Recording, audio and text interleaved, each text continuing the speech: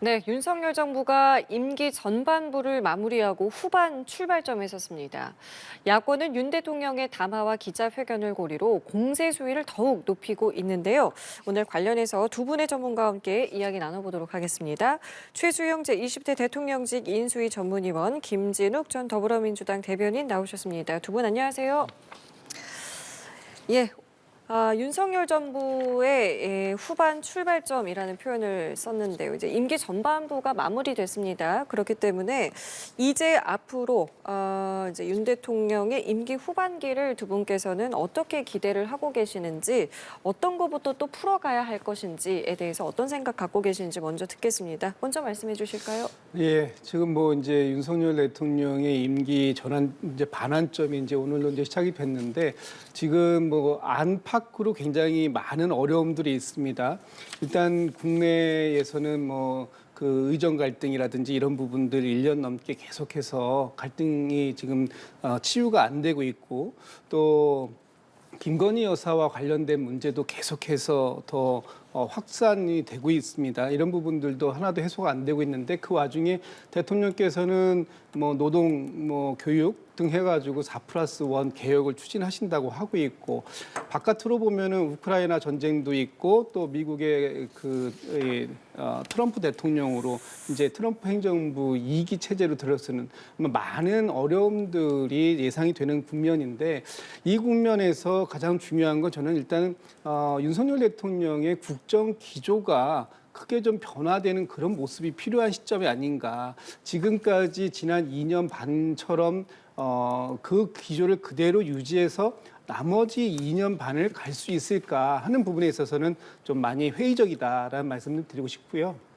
특히 지금 이제 야당들이 단순히 민주당뿐만 아니라 야5당에서 같이 연대해서 지금 윤석열 정부의 국정 기조를 전환해 줄 것을 그렇게 함께 요구하고 있는 지금 상황이기 때문에 이런 부분들이 앞으로 어떻게 받아들여지느냐에 따라서는 남아있는 이제 후반기의 동력을 좀 찾을 수 있을 것인가 하는 부분에까지 연결되어 있다. 저는 뭐 이렇게 일단 평가하고 싶습니다. 예. 저는 뭐 5글자로 압축될 것 같아요. 선택과 집중. 그러니까 오늘로서 이제 드디어 정점을 찍고 하산길에 접어든 거 아닙니까? 대통령께서는 뭐 늘 흔히 하는 말로 이제 난 전광판을 보고 난 뛰지 않는다. 선수가 뭐 공만 보고 뛰어야 한다는데 이제는 전광판을 볼 때가 됐습니다. 후반전에 들어섰기 때문에 우리의 가용할 자원은 있는지, 그다음에 지금 선수들은 지금 뭐 옐로 카드 받은 사람이 없는지, 그다음에 우리가 또 뛸 수 있는 포지션, 그러니까 말하자면 포메이션을 계속 이대로 가동해도 좋을지 이런 것들을 이제 판단해서 후반에 집중을 해야죠. 왜냐하면 전반전의 성적이 너무 많이 좋지 않았기 때문에 당연히 이제 거기에 대한 저는 선택과 집중이 있어야 한다고 보고 가장 중요한 건 대내외적 환경이 좋지가 않아요. 일단 외교적으로도 지금 굉장히 이제 국제 정세가 급변하는 상황이기도 하지만 더 중요한 거는 국내 정치 상황이 더 문제라는 거죠. 여소야대로 시작했는데 결국 임기 끝까지 여소야대로 가는 유일한 아마 대통령이 될 것 같습니다. 그렇기 때문에 이런 여러 가지 어렵고 제반적인 여건이 부실한 상황에서는 선택과 집중을 할 수밖에 없다. 하고 싶다고 다 할 수 있는 일이 아니다. 그러니까 중요한 것은 결국 대통령은 5년 단임제 하에서 5년 단임제 대통령은 지지율만큼, 국민의 지지율만큼 일을 하는 게 숙명이기 때문에 저는 이제 지지율 관리도 좀 해야 할 필요가 있다는 거죠. 결국엔 개혁을 못해서 지지율이 빠지는 게 아니라 지지율이 좀 약하기 때문에 개혁의 동력이 자꾸 차단되는 이런 악순환의 고리가 있기 때문에 이런 점들을 대통령께서 좀 직시하고 그다음에 참모들도 이런 부분에 대한 확실한 좀 조언들을 할 필요가 있겠다. 그래서 후반부는 대통령께서 4대 국정 과제든 4+1이든 어떤 그 의욕과 그다음에 가졌던 플랜이 다 있겠지만 그럼에도 불구하고 우리가 가용할 힘과 자원을 총동원시켜서 관철시켜야 할 것들, 그다음에 이거는 차순위로 좀 넘겨야 할 것들, 이런 것들에 대한 선택과 집중을 꼭 할 필요가 있고 그게 결국 이 정권의 승패를 가늠할 수 있다라고 저는 말씀드리겠습니다. 알겠습니다. 자, 국민의힘의 경우에는 이번 주 목요일에 의총을 엽니다. 그리고 특별감찰관 임명 절차와 관련한 의견을 모으기로 했는데요. 이날이 이제 이번 주 목요일인데 본회의에서 이제 김여사 특검법을 처리하겠다라고 이제 민주당은 나온 날인데 이날 이제 국민의힘 같은 경우에는 특감에 대한 의견을 모으겠다라고 했습니다. 어떤 모습을 좀 기대해 볼 수 있겠습니까? 글쎄요, 지금 이 특별감찰관에 대해서 이번에 대통령께서 기자회견하실 때 예. 뭐 국회에서 처리해서 보내준다면 나는 임명하겠다, 뭐 이런 말씀을 하셨습니다. 근데 지금 특별감찰관에 대해서 여전히 국민의힘 안에서는 뭐 이것을 이 북한 인권재단 이사 선임과 연계해서 갈 것이냐 아니면 그냥 바로 우리가 추천하고 야당하고 합의점을 보고 그래서 대통령께서 임명하시는 방안으로 갈 것이냐 이런 걸 논의한다고 하는데 저는 좀 논의의 출발 자체가 좀 잘못된 게 아닌가. 지금 이 국민의힘에서도 얘기하지만 특별감찰관이라는 거는 어떤 예방적 성격을 가지고 있는 것이다. 그렇다면 앞으로 이 특별감찰관 제도가 특별감찰관이 임명이 되고 난 이후에 김건희 여사나 혹은 또 지금 대통령과 대통령 주위에 계신 친인척들의 비리 이런 부분들 예방할 수는 있을지 모르겠습니다만 그동안 발생되어 왔던 많은 의혹들, 김건희 여사와 관련된 의혹들을 과연 어떻게 규명해낼 것인가 하는 부분에 대한 해답은 여전히 안 된다. 그렇다면 지금 국민들께서 요구하고 있는, 야당이 요구하고 있는 이 김건희 여사와 관련된 의혹에 대한 해법, 이런 부분들하고는 전혀 결이 다른 부분이기 때문에 아마 국민의힘에서 14일 날 의총을 통해서 이걸 표결로 가면 안 된다. 그냥 우리끼리 잘 정리합시다. 정리가 될 수 있을지도 모르겠습니다만 그것이 결국은 지금의 윤석열 정부, 특히 윤석열 대통령의 국정 동력을 회복하는데 과연 도움이 될 수 있을지 그 부분에 대해서는 여전히 의문점이 남는다라는 말씀 좀 드리고 싶습니다. 특감 자체가 지금으로서는 해결이 될 수 없다라는 의견을 주셨고 일단은 그날 국민의힘의 의총 자체에 대해서는 좀 어떤 생각과 예상을 해볼 수 있겠습니까? 저는 뭐 가닥이 잡혔다고 봐요. 왜냐하면 이제 더 이상 표결로 간다든가 이제 여기에 대해서 당에서 다른 이견이 좀 나오지 않을 것으로 봅니다. 왜냐하면 이 특별감찰관이라는 것은 국민들이 말씀하시는 최대 변화 요구의 최소 수용 사항입니다. 그렇기 때문에 이 부분을 가지고 더 이상 뭐 갑론을박하거나 뭐 이걸 가지고 우리가 뭐 조건부 수용해야 된다 뭐 이렇게 또 얘기들은 없을 것 같고 표결은 더더군다나 없을 것 같습니다. 왜냐하면 대통령께서 이번에 그 기자회견 할 때 그 워딩을 잘 눈여겨 보시면은 그 북한 인권재단 유연계 얘기가 없었어요. 국회가 추천하면 무조건 받겠다. 그리고 지금 민주당에서는 이게 뭐 특감이 필요하겠냐, 빨리 특검이나 받아라 얘기하는데 예. 특감이야말로 반드시 해야 할 상황입니다. 왜냐하면 이게 대통령 공약임이 아니를 떠나서 일종의 그 권력에 대한 워치독, 감시견이거든요. 문재인 정부 5년 동안 안 했어요. 안 했기 때문에 본인들은 이런 점들을 좀 감안해서 여러 가지 지금 그거 단계가 지났고 말하자면 특검이나 받아라 이렇게 얘기를 하는데 최소한 특별감찰관이 제 기능을 다한다면은 이전까지의 뭐 못했던 의미지만 어쨌든 앞으로도 이것이 저는 우리나라 권력 구조화에서 굉장한 어떤 그 사례가 될 수 있기 때문에 좀 늦더라도 더디더라도 반드시 지금 수용돼야 되고 받아야 되고요. 그다음에 이렇게 특별감찰관이 기능할 수 있다 그러면 용산에서 일종의 내부의 어떤 경각심이라든가 자기 검열 기능들 이런 것들이 굉장히 활성화되기 때문에 정권 후반기에도 굉장히 안정적으로 정권을 운용할 수가 있고 국민들이 보시기에도 무언가 감찰 기능과 사정 기능이 제대로 돌아가고 있다는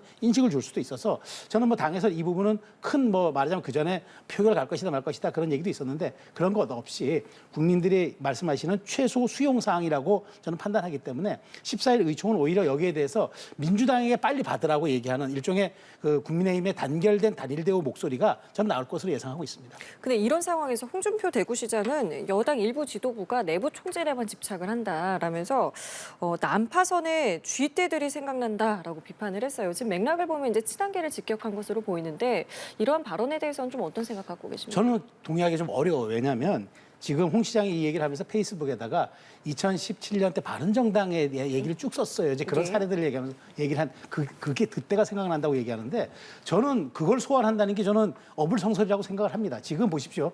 대통령께서 기자회견 한 다음에 한동훈 대표가 하루에 침묵에 하다가 그 다음날 꺼내놓은 얘기가 대통령 조기 말하자면 여기에 대한 시행과 그다음에 말하자면 여기 대통령께 약속을 빨리 국민에게 이제 우리가 시행해줘야 된다 이런 얘기를 했잖아요. 이 얘기 뭐냐면 다른 목소리를 낸 게 아니거든요. 그리고 일부에서는 당에서 이런저런 의견 조금 더 왜 좀 나아가지 못했느냐 조금 더 아쉬움이 있다 얘기지만 민주정당에서 그 정도 얘기도 못합니까? 그러면 정말 일사불란하게 찬양 일색으로만 나와야 되겠습니까? 대부분의 기류와 한동훈 대표는 대통령께서 적시에 민심의 기류를 잘 수용하셨다. 다만 이제 이런 점들은 좀 아쉽다고 얘기하는데 그 정도를 가지고 내부 총질이라고 얘기하고 난파선의 쥐떼들이라고 얘기하는 건 좀 너무 과도한 표현이라고 보고요. 이럴 때일수록 이제 보수의 원로들, 그다음에 홍준표 시장 같은 전직 정말 대선 후보고 그다음에 그 당 대표였던 이런 분들이 조금 여기에서 좀 더 대승적인 메시지를 내면서 보수의 통합이라든가 그다음에 지금 이재명 대표의 저런 사법 리스크로 해서 오히려 민주당이 자중지단이 나와야 되는데 여권이 그런 전혀 말하자면 그런 반사이익을 보지 못하고 이런 상황에서 조금 더 큰 목소리를 내면서 여권을 견인해 나가는 그런 좀 역할을 하셔야 되는데 자꾸만 내부 총질이다 그다음에 난파선의 쥐떼들이다 이런 자극적인 용어를 써가면서 오히려 내부에 대한 분열을 또 유도하는 것 아닌가 싶어서 조금 자제하셨으면 좋겠다.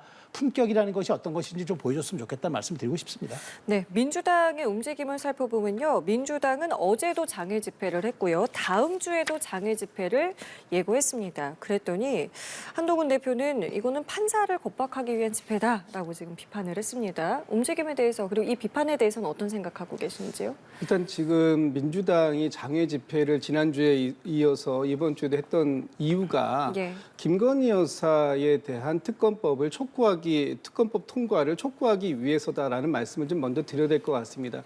김건희 여사와 관련되어서 많은 의혹들이 있었습니다. 명품백 수수 의혹, 도이치모터스 주가 조작 의혹, 이 부분은 다 검찰에서 무혐의, 불기소 처분을 이미 했고요. 또 지금 명태균 씨가 세간에서 계속 이렇게 세간을 흔들면서 김영선 전 의원에 대한 공천 관련된 부분을 여사와 함께 뭐 이렇게 개입한 거 아니냐 이런 의혹들 이것도 지금 수사 중에 있습니다. 그러나 명쾌하게 밝혀진 부분은 아직은 없죠. 이런 부분들에 대해서 뭔가 지금 많은 의혹들이 제기되어 있고 이미 그 부분이 검찰에서 불기소 처리되면서 어떤 보충성의 원리라든지 부족하다고 느껴지는 부분이 있기 때문에 그 의혹을 해소하는 측면에서 특검이 필요한 것이다라는 것을 얘기하고 있습니다만 대통령께서 본인의 가족을 이렇게 거부권을 행사하시면서 방탄하고 있는데 이런 부분들에 대해서 국민들께 더 많이 알려야 되겠다 하는 부분 때문에 장외 집회를 하고 있는 것인데 이 장외 집회를 이재명 대표의 사법 그 1심 판단이 나오는 이번 주 또 이번 달에 2개의 1심 선고가 나오기 때문에 이것을 이재명 대표의 방탄이다 이렇게 얘기를 하고 계시더라고요. 저는 제가 문해력이 좀 떨어져서 그런지는 모르겠습니다만 어떻게 김건희 여사에 대해서 의혹을 규명하자고 얘기하는 것이 이재명 대표의 사법 방탄 논리로 작용되는 것인가 하는 부분에 있어서 좀 그 동의하기가 어렵다는 말씀드리고 이 광장에서 사람들이 많이 모여서 집회를 하기 때문에 사법부가 압박감을 느낄 것이다. 정말 그럴까요? 아마 그렇게 얘기하신다 그러면 사법부에 대한 모독이 아닐까. 사법부의 그 판사님들께서 참고는 할 수 있을지 모르겠지만 그 부분에 대해서 그게 나한테 압박으로 왔기 때문에 내가 판단을 달리 했다 이렇게 하신다면 그 부분은 뭐 말이 안 될 것 같습니다. 지금 중요한 건 사법부가 어떤 판단을 할지 겸허하게 양측 모두 기다리고 그 결과에 대해서 양측이 수용하고 따르는 이런 자세, 이런 것이 민주주의에서 사법부의 역할 아니겠습니까? 그런 부분들을 저희는 하겠다고 얘기를 하고 있는데 그것을 자꾸 아니라고 얘기하시고 뭐 생중계 하자고 얘기하시면서 그거를 여당의 대표까지 얘기하시면 그거야 말맞다나 지금 사법부가 판단해야 할 영역까지도 지금 집권 여당이 사법부를 압박하고 있는 것으로 느껴질 수 있다. 저는 그런 말씀 드리고 싶습니다. 예, 뭐 지금 민주당 지도부는 선을 긋고 있습니다만은 야권 전체로 이게 좀 확대해서 보면은 뭐 임기 단축 개헌이라던가 뭐 하야 탄압과 같은 굉장히 자극적인 이제 단어들도 실제로 좀 나오고 있는데요. 이러한 발언들과 이런 어떤 움직임에 대해서는 어떻게 좀 보고 계십니까? 전형적인 투 스피크 전략이죠. 더블 스피크 전략. 그러니까 한 입으로 이 말하고 한 입으로 또 이 말을 하는 거죠. 그러니까 지도부는 선을 긋고 그다음에 말하자면은 그 범야권이라든가 그다음에 민주당을 이끌고 있는 실질적인 어떤 그 주류 세력들은 탄핵과 그다음에 하야 그다음에 개헌 임기 단축 공공연히 얘기합니다. 예. 민주당이 왜 자꾸 지난주에 이어서 이번 주도 자꾸 숫자에 집착을 할까요? 지난주는 30만 명이라고 그렇게 호들갑을 떨더니 이번 주는 그때 너무 민망했던지 20만이라고 얘기를 합니다. 근데 숫자에 집착할 이유가 없어요. 왜냐하면 민주당은 갖고 있는 권한이 너무나 많습니다. 합법적 권한이 너무나 많습니다. 민주당이 지금 못하는 게 딱 두 개입니다. 개헌과 탄핵입니다. 개헌과 탄핵 딱 두 가지만 못하고 나머지 다 할 수 있는 입법 권력, 사실상 분점 정부입니다. 행정 권력은 윤석열 정부에게 있어도 입법 권력은 이재명 대표의 민주당에 있습니다. 그런데 이 어마어마한 칼과 힘을 두고 왜 자꾸 밖으로 나올까요? 소수 야당이라든가 힘없는 사람들이 거리 투쟁을 통해서 국민께 메시지를 전하려던 왜 자꾸 그 과거의 수법들을 쓸까요? 이유는 딱 하나죠. 여론전이죠. 사법의 정치화를 만들겠다는 거죠. 그것도 다음 주까지 또 예고했습니다. 그러니까 이번 달 내내 이렇게 가겠다는 건 이 광장 자체를 사법의 정치화에 활용하겠다는 뜻을 공공연히 얘기하고 그다음에 한쪽으로는 김건희 여사 특검이라고 얘기하지만 한쪽으로는 내심 사법부 이 숫자 보고 계세요라고 저는 메시지를 주고 있다고 봐요. 물론 지금 김 대변인께서는 사법부가 이런데 휘둘리지 않을 거라고 얘기했지만 결국 모든 것들은 사법의 정치화가 과도해야 될 경우에는 그것들이 부작용이 저는 일어날 수도 있다고 봅니다. 그래서 민주당은 오히려 지금 물론 국회를 주중에 열긴 합니다. 그럼에도 불구하고 그 에너지를 국회 안에서 제도권 권력으로 쓸 생각을 해야지 왜 자꾸 장애를 놔서 스피커만 출력을 높입니까? 국민 생활에만 불편을 끼치고 있는 이런 것들이 결국 저는 민주당의 외연 확장에는 부담이 될 것이고요. 11월 달이 지나고 나면은 민주당의 이런 전략들이 결국 부질없다는 걸 알게 될 것 같습니다. 알겠습니다. 당장 이번 주 목요일 제가 앞서도 말씀드렸습니다만 민주당은 이제 본회의에서 김 여사 특검법을 처리하겠다. 대통령이 제2요구 행사하면 28일에 재표결하겠다라는 방침인데요. 이전과 다른 게 있다면 이제 명태균 녹취록이 그 사이에 좀 공개가 됐다는 점, 그리고 당정 갈등이 있었다는 점인데요. 이전과 어떻게 좀 다른 결과가 나올 거라고 기대를 하고 계시는지요? 아마 그 새로운 이탈표가 더 나오기는 좀 어려울 수도 있을 수 있습니다. 왜냐하면 어쨌든 지금 그 윤석열 대통령의 기자회견 이후로 뭐 어찌됐든 사과한다 이 한 말씀에 한동훈 대표도 사실상 거기에 동의하는 쪽으로 말씀을 하시고 계시기 때문에 아마도 쉽게 이탈표가 나오지는 않을 수도 있습니다. 그러나 지금 그것이 국민들이 생각하시고 있는 국민의 눈높이와 맞는다라고 판단하신다면 매우 잘못된 판단이 될 것 같고요. 저는 아마도 이탈표 방지를 위해서 이번에는 재표결 때 국민의힘에서 새로운 전략을 가지고 나올지도 모르겠다는 생각을 합니다. 원래 재표결을 하게 되면은 무기명 투표를 하게 되어 있는데 여기에 본인들의 이름을 작성하는 방식으로 무효표를 만들어서 이탈표를 방지하려고 하는 모습들이 나오지 않을까라고 저는 생각을 하는데 그 이유가 지금 대통령께서 말씀하신 그 방식으로 과연 성남 민심들 지난주에 갤럽 여론조사를 보면 뭐 2주 연속으로 20% 이하로 내려가 있지 않습니까? 그렇다면 이런 부분들에 대해서 국민들의 아주 매서운 질타를 아마 국민의힘의 소속 의원들도 느끼고 계실 텐데 그런 부분들을 단속하기 위해서 아마도 그런 기명 투표 방식을 선택하지 않겠는가 이렇게도 볼 수 있을 것 같고요. 지금 국민의힘에서 저희 자꾸 야당한테 너무 과하면 역풍이 불 것이다 이런 말씀하시는데 그 역풍이 저 윤석열 대통령의 지지율에서 어떻게 표현이 되고 있는가 좀 잘 좀 받아봐 주셨으면 좋겠다 이런 말씀 드리고 싶습니다. 예. 근데 뭐 저는 이번 만일 대통령께서 거부권 행사하고 다시 돌아오더라도 큰 무리는 없을 거라고 봐요. 왜냐하면 이번 기자회견을 통해서 여권 내 기류가 지금 얘기하는 거 딱 하나입니다. 다시 국민이 대통령이 변화하겠다고 얘기했고 그 속도를 한번 빨리 하겠다고 얘기를 했으니까 우리가 다시 한번 전열을 정비하고 이번에 우리가 대우를 다시 한번 정비하자. 그래서 국민께 다시 한번 우리가 기회를 호소하자라고 저는 여권의 기류가 정해졌기 때문에 이제는 뭐 설령 거부권을 행사하시더라도 저는 표결에는 큰 무리와 변수는 없을 거라고 봅니다. 그러니까 뭐 여러 가지 이제 야권에서는 국민의힘 내부에서 뭐 단속을 위해서 이럴 것이다 저럴 것이다 얘기하는데 굳이 그러지 않아도 기류에 큰 변화는 없을 것으로 봅니다.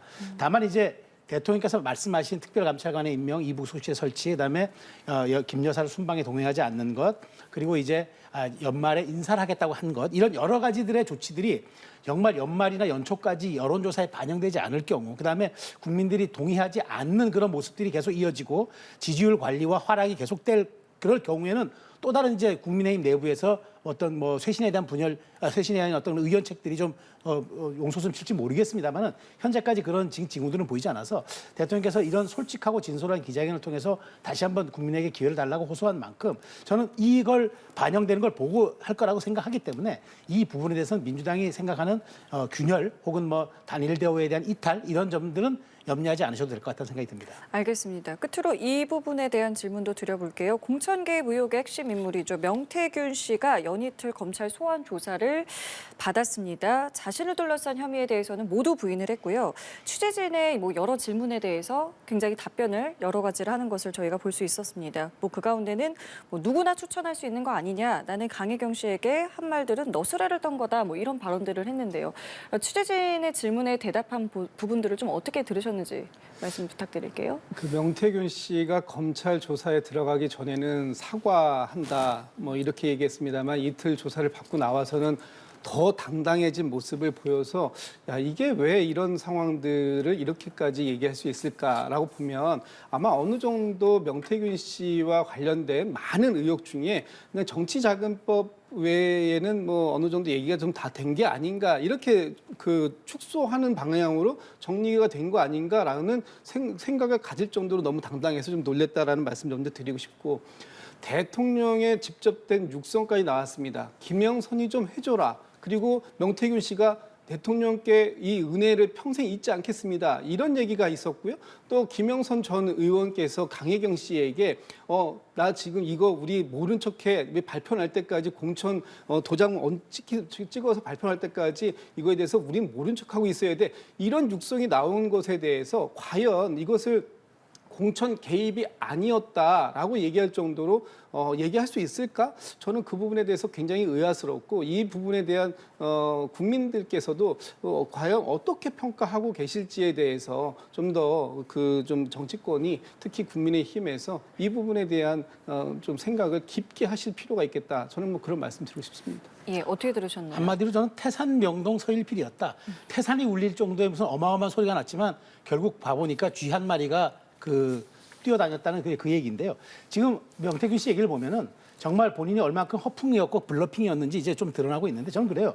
마치 명태균 씨의 저 모든 자료들이 탄핵의 방아쇠인 양 야당이 호들갑을 떨었는데 결국 놓고 보니까 별게 아니었고 저는 그렇습니다. 이제 검찰이 이제 기소 단계에서 많은 것들에 대한 공소장이 나오겠습니다만은 그 기소된 내용 공소장을 보면은 정말 개인의 허풍이 얼만큼 우리 또 대한민국을 한때 또 아수라장으로 몰아넣었는지에 대한 정치권의 자성이 한번 있을 거로 저는 생각합니다. 알겠습니다. 두 분 말씀은 여기까지 함께하겠습니다. 지금까지 최수영 제20대 대통령직 인수위 전문위원 김진욱 전 더불어민주당 대변인과 함께했습니다. 두 분 감사합니다.